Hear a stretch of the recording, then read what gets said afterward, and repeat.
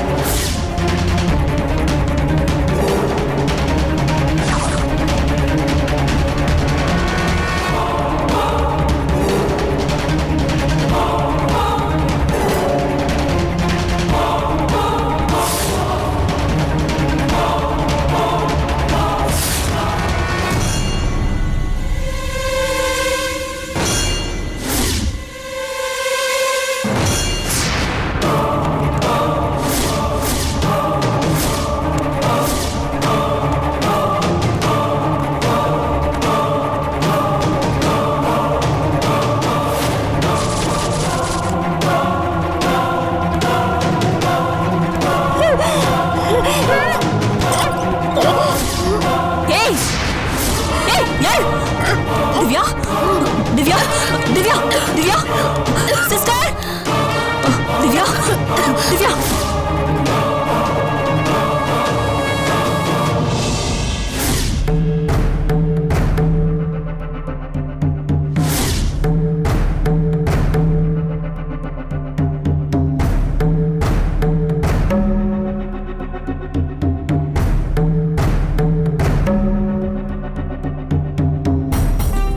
ஏமா, வந்தவ யாரு? எதுக்காக உங்களை அடிச்சா? எத்தனை தடவை தாண்டா சொல்றது, அவங்க யாருன்னே தெரியலடா. பொம்பளையாடாவ, வீடுன்னு கூட பார்க்காம வெத்தலை வச்சு வீட்டுக்குள்ளேயே துப்புறா. உருப்பிடுவாளாவ.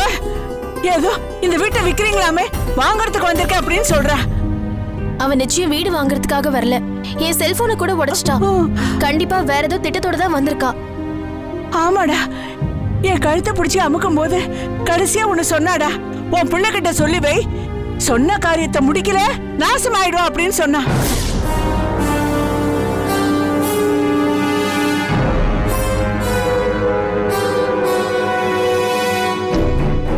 மாமா, அவ உங்களை தான் தேடி வந்திருக்கா. நான் எந்த ரவுடியும் பகைச்சுக்கிட்டது இல்லையம்மா. அவன் சுப்பு வீடுதானேன்னு கேட்டுட்டு தான் உள்ள வந்தா. நீ யாருக்கிட்டயோ மோதி இருக்க, யாரையோ கோவப்படுத்தி இருக்க, யாரோ உன்னை ஏதோ செய்ய சொல்லியிருக்காங்க, நீ அதை செய்யாம விட்டுருக்க. இப்படிலாம் எதுவுமே நடந்தது இல்லையம்மா. அப்புறம் எதுக்குடா அவங்க இங்க வந்திருக்காங்க? நல்லா யோசிடா.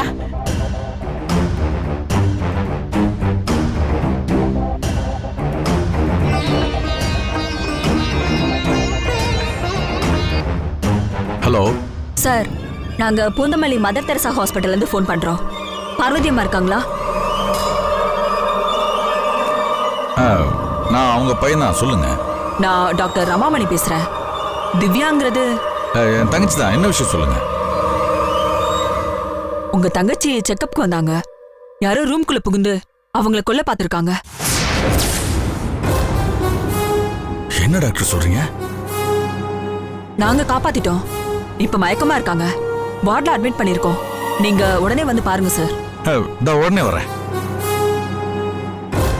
ஏன்பா, திவ்யாக்கு என்னப்பா ஆச்சு? திவ்யாவுக்கு ஒண்ணும் இல்லம்மா, நீங்க பயப்படுறதுக்குலாம் ஒண்ணும் இல்ல. நீங்க 2 பேரும் ஜாக்கிரதையா இருங்க, நான் போய் பார்த்துட்டு வந்துடுறேன். டேய், சரசு வேற கடைக்கு போயிருக்கா? அவளுக்கு ஏதாவது பிரச்சனையா? நீங்க பதட்டப்படாதீங்கம்மா, நான் போயிட்டு வந்து சொல்றேன்ல, வந்து டீட்டெயிலா சொல்றேன் இருங்க. ஐயோ, என்ன ஏதுன்னு சொல்லாமே போறானே. ஐயோ, என்ன நடக்குது இந்த வீட்ல புரியல. எவ்வளோ ஒருத்தி வந்து அடிக்கிறா, ஏதோ போன் வந்த உடனே என் புள்ள ஒண்ணு சொல்லாமே போறானேமா. அத்தை, நீங்க எதுக்கும் கவலைப்படாதீங்க, பதட்டப்படாதீங்க. எந்த பிரச்சனையும் இருக்காது. நீங்க முதல்ல தைரியமா இருங்க. உட்காருங்க, வாங்க. இருங்க, நான் தண்ணி கொண்டு வரேன்.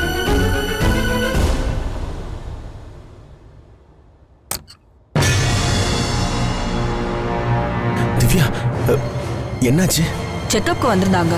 யாரோ ஒரு பொம்பளை வந்து டாக்டர் ட்ரெஸ்ல வந்து தலகாணியை வச்சு திவ்யா முகத்துல அமுக்கி கொல்ல பார்த்தாங்க.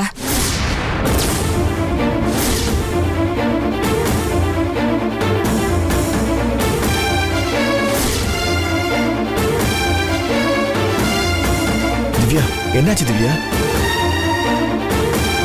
நல்ல வேளை, அந்த நேரம் பார்த்து நாங்க வந்துட்டோம்.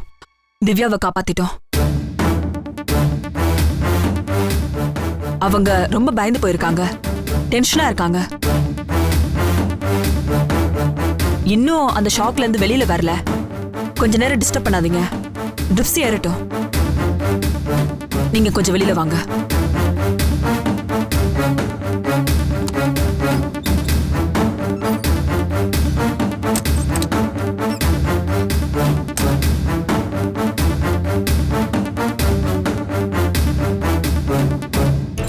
இதுவரைக்கும் இந்த ஹாஸ்பிட்டல்ல இப்படி ஒரு சம்பவம் நடந்ததே இல்ல.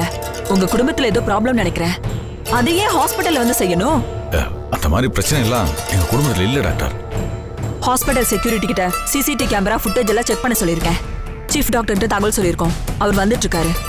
திவ்யாவோட ரிலேட்டிவ் வந்தோடனே பேசலாம்னு சொல்லியிருக்காரு. நீங்க ஒத்துக்கிட்டா போலீஸ்ல புகார் கொடுத்துடலாம். கொடுத்துடலாம்.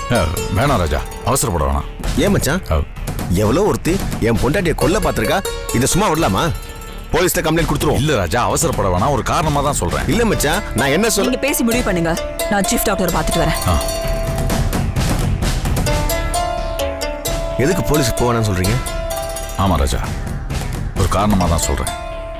கொஞ்ச நேரத்துக்கு முன்னால தான் ஒரு ரவுடி பொம்பளையும் 2 ரவுடி பசங்களும் வந்து அம்மாவையும் ரேகாவையும் மிரட்டிட்டு போயிருக்காங்க.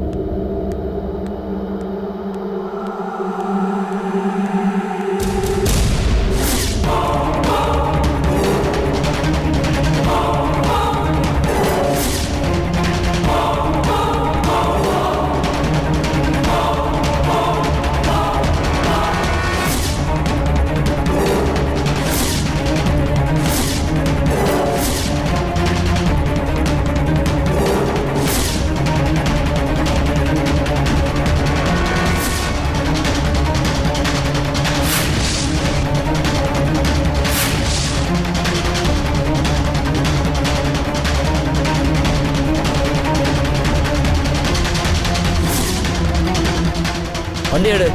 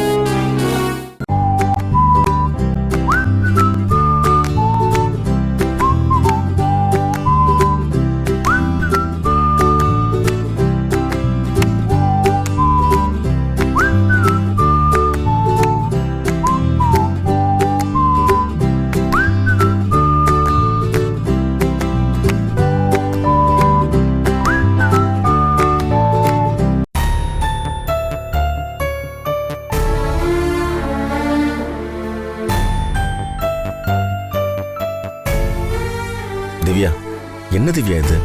என்ன நடந்துச்சு சொல்லு. யார் அது? யாருன்னே தெரியலங்க. இதுக்கு முன்னாடி பாத்திருக்கியா? பார்த்தது இல்லைங்க. யாருன்னே தெரியல. டாக்டர்னு தான் நினைச்சேன். திடீர்னு தலகாணியை வச்சு என்னை கொல்ல பார்த்தா. ஒரு நிமிஷம் நான் ரொம்ப பயந்தே போயிட்டேங்க. நீ எதுக்கு என்ன கூப்பிடாம செக்அப்லாம் வந்த? நான் தான் கூட்டு போற சொன்னல. ஐயோ, நான் செக்அப்க்கு வரணும்னு வரலங்க. அந்த கவிதா வீட்டுக்கு போய் சண்டை போட்டுட்டு வரும்போது திடீர்னு அடி வயிறு ரொம்ப வலிச்சுது. அதான் செக்அப் பண்ணலான்னு வந்தேன். என்னது? கவிதா கூட சண்டை போட போனியா? எதுக்கு அவ வீட்டுக்கு போன?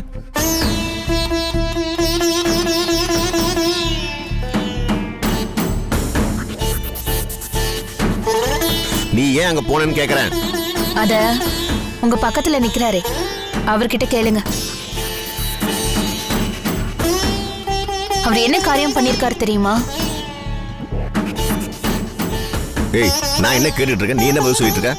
ஏற்கனவே அந்த போலீஸ்காரன் உன்னை தள்ளி விட்டு நீ அவன் அடிச்சு அவன் ஒன்னு அடிச்சு இதனால பெரிய தலைவலியே வந்திருக்கு. இப்போ உனக்கு அந்த கவிதை என்ன பிரச்சனை இருக்கு? கவிதாவோட எனக்கு ஒன்றும் பிரச்சனை இல்லைங்க. அண்ணனுக்கு தான் பிரச்சனை. ஏன் திவ்யா, நீ சும்மாவே இருக்க மாட்டியா?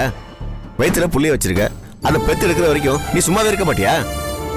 இவரு உனக்கு இப்பெல்லாம் அடிக்கடிக்கு வயிறு வலிக்கிற காரணமே அன்னைக்கு கோயில்ல அவன் தள்ளி விட்டு நீ கீழே விழுந்த காரணம் தான்.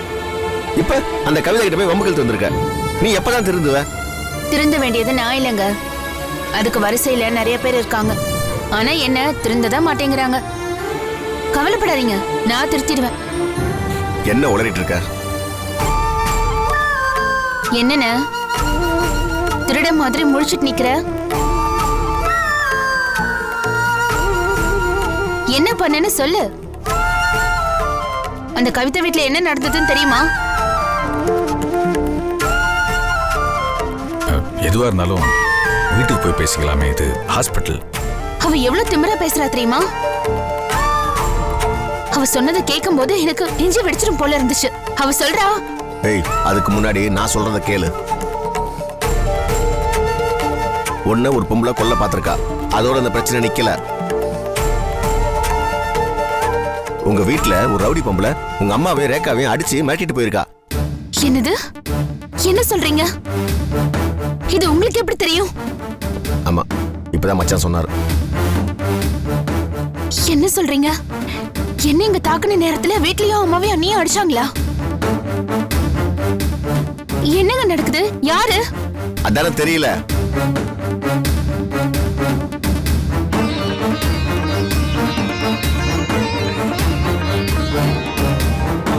சொல்லு. Hello sir. சார், இது என் ஒய்ஃபோட நம்பரு. பேர் சர்ஸ். நீங்க யாரு? உங்க ஒய்ஃபுக்கு ஆக்சிடென்ட் ஆயிடுச்சு சார்.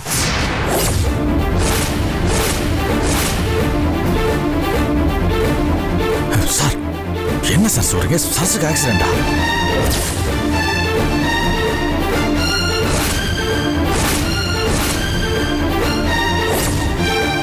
இங்க பக்கத்துல ஹாஸ்பிட்டல் அட்மிட் பண்ணிருக்கோம் சார். நீங்க உடனே வாங்க சார். சார், எந்த hospital sir? Sir, Poonamallee high ரோட்ல அன்னை தெரசான ஹாஸ்பிட்டல் சார். சார், அதே ஹாஸ்பிட்டல் தான் சார் நானும் இருக்கேன். எந்த room sir? Room number 17 sir. உடனே வந்துடுறேன் சார். ராஜா, என் கூட வாயா. இதை வந்துடுறேன்.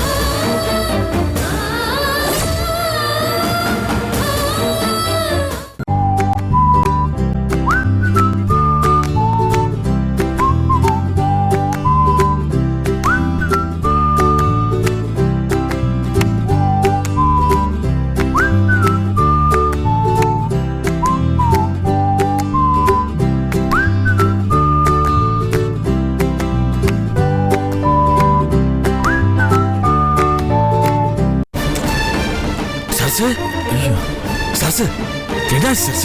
அக்கா, என்ன ராஜா மண்டையில் அடிபட்டிருக்கு? சார், பயப்படுற மாதிரி ஒண்ணும் இல்ல. தலையில அடிபட்டிருக்கு, மயக்கமா இருக்காங்க. அதான் டிப்ஸ் ஏறிட்டு இருக்கு. எதா இருந்தாலும் டாக்டர்கிட்ட போய் பேசிக்குங்க.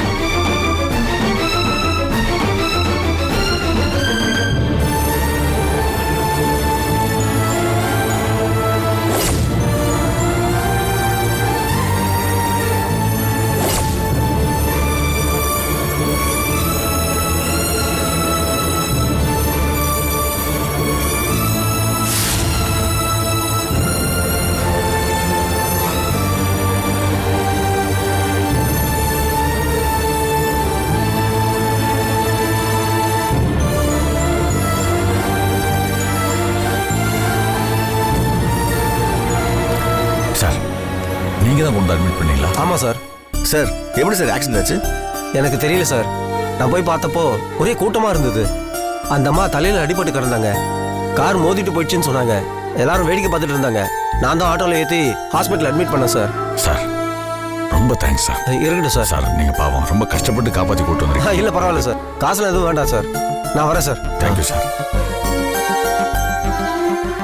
என்ன மச்சான், வீட்டில் அத்தை ரேகா, ஆஸ்பத்திரியில் திவ்யா, ரோட்ல சரசக்கா. யாரோ இதை வேணும்னே பிளான் பண்ணியிருக்காங்க. யாரா இருக்கும்?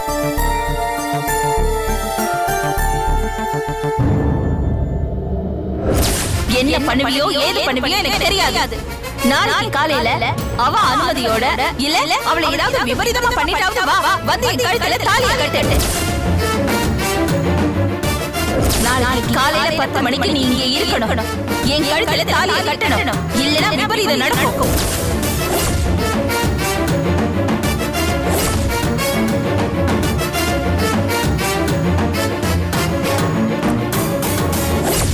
ஏய் கவிதா, கவிதா, கவிதா,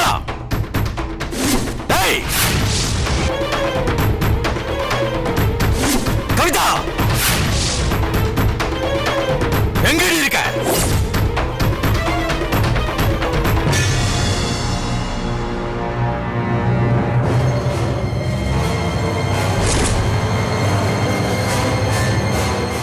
வா சுப்பு, உனக்காக தான் காத்துட்டு இருக்கேன். ஏய், என் குடும்பத்தை என்னடி பண்ணி வச்சிருக்க?